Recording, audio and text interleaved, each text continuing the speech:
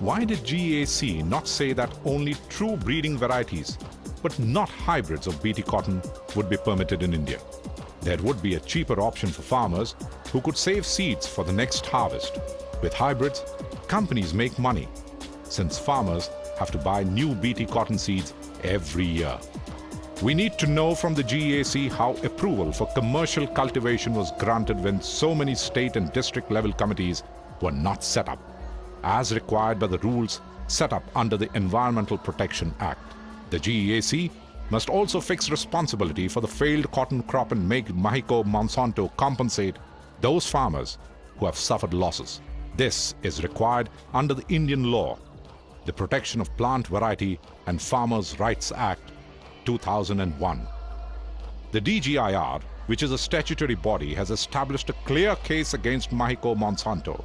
DGIR found that BT cotton seeds are being produced exclusively by sub-licensees of Mexico Monsanto. A higher royalty fees is already being imposed due to the absence of any competition. This constitutes a case of monopoly. Even the scientists of the Central Institute of Cotton Research have shown the Indian BT cotton technology being used by all agencies is flawed. Dr. Sahai said that the CICR study collaborates what civil society groups like Gene Campaign have been saying, that the BT technology being used was not suited for cotton cultivation in India. The pest profile in India is very different to the pest profile in the US. And since BT technology was developed for the cotton pests in the US, it is unlikely to work for India. The CICR study has verified this.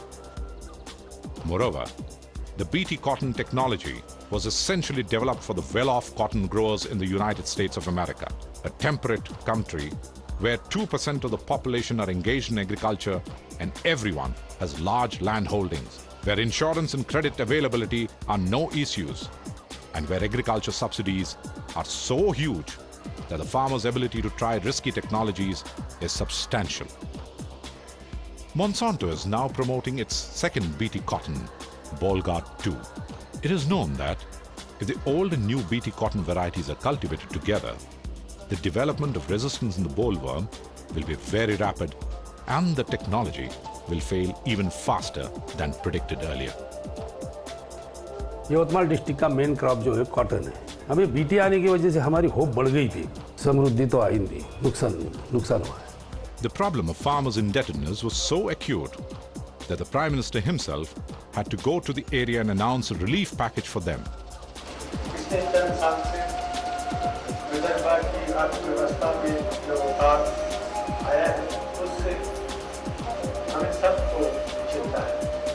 मुख्यमंत्री जी और मैं बैठकर जाने से पहले कुछ इसको अगर कुछ कर सकते हैं तो हम जरूर करेंगे। मुझे आशा है जो कुछ हम करेंगे उससे आपको कुछ राहत मिलेगी। According to the package, the farmers would only pay back the principal amount and the interest on the loan would be written off.